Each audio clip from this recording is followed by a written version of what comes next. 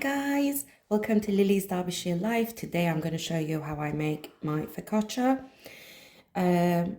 You don't need a standing mixer, you could need it by hand, but I'm going to use this because it's much faster. All I've done in a bowl, I've done about 500 grams of flour and about a tablespoon of olive oil before I added the flour in. And all you now need is to add some dried active yeast. They come like this in sachets, pre-measured, so you don't need to worry about measuring anything. So I'm going to add that in there. And then you need about 325 milliliters of tepid water. So I'll just get that and show you the next step. So I'm going to add half a teaspoon of salt as well. And add the tepid water in. I know some people add sugar. I don't bother. It works fine without it. I'm just going to have this mixing. Once you have this sort of consistency and it's, you know, a very tacky dough, you can stop it. I'm now going to transfer it to a bowl with some more olive oil. There, I've managed to transfer it into the bowl. As you can see, there's a little bit of olive oil at the bottom. And I just turn it a little bit so it's covered in that oil all around. Add a bit more if you need a bit more in. This is a sort of recipe that goes through a fair bit of olive oil. But, you know, it's worth it. That will do. I'm just going to cover it with cling film. And I'm going to let it to rise. The minimum you're going to let it rise is about an hour. The longer the better. You could do it overnight, absolutely. But if you're doing it overnight, please put it in the fridge.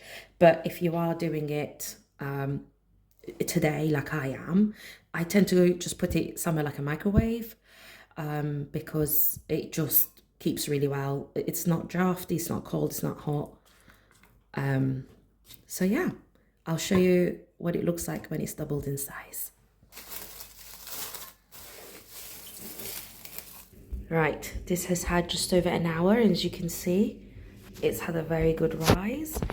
All you got to do, clean hands, go in and give it a little bit of a stir, cover it back up, let it rise again.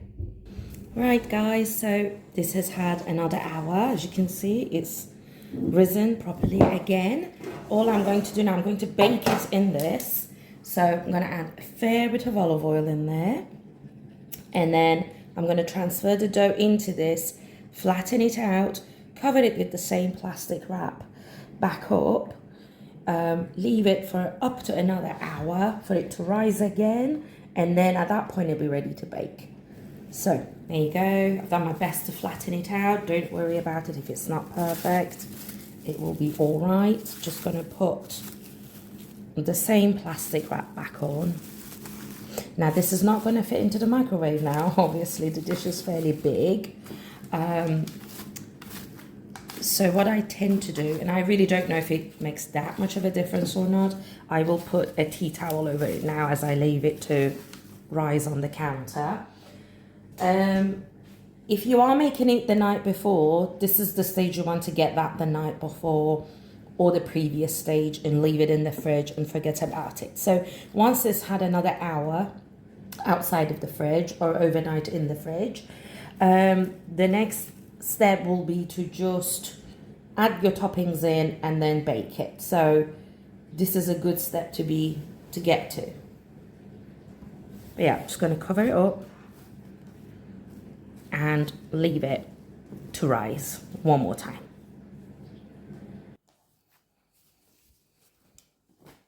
Oh, that's lovely. That's had a nice rise.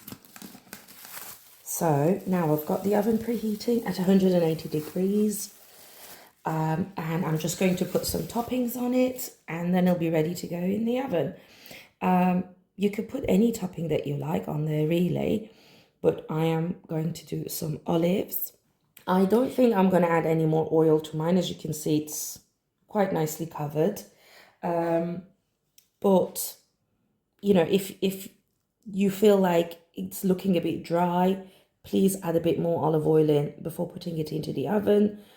So I'm just going to carry on with the toppings and put it in the oven, and I'll show it to you when it's baked. I have some roasted garlic from yesterday, from when I made potatoes in the oven. I mean, it's just so wonderful to have. Really, I like to make roast garlic whenever the oven is on if I can. But yeah, just peel it and cut them in half and push them in. It's so delicious. So I'm adding some of that in. Sun-dried tomatoes going in.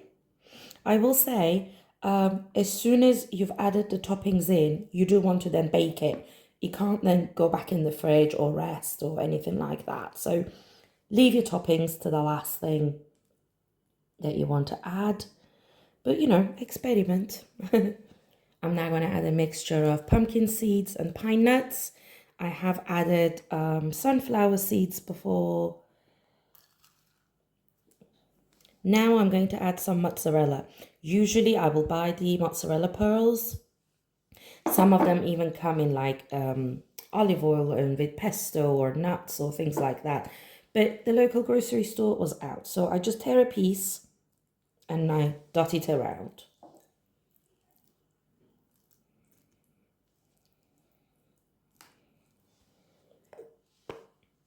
The last thing I do is I sprinkle some salt on top.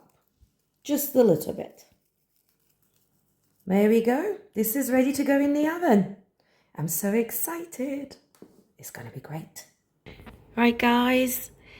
There it is, out of the oven, baked about 27 minutes at 180 degrees. It smells divine. I have let it rest for about 10 minutes. And now we're gonna slice up and dig in. All sliced up, dinner time. I mean, look at it. You guys, if you could smell the kitchen, perfection. These are my two slices. We're gonna go have dinner. We're gonna have this with a side salad. Thank you so much for watching. Please give it a go and let me know how it turns out. I'll see you in the next video. Bye.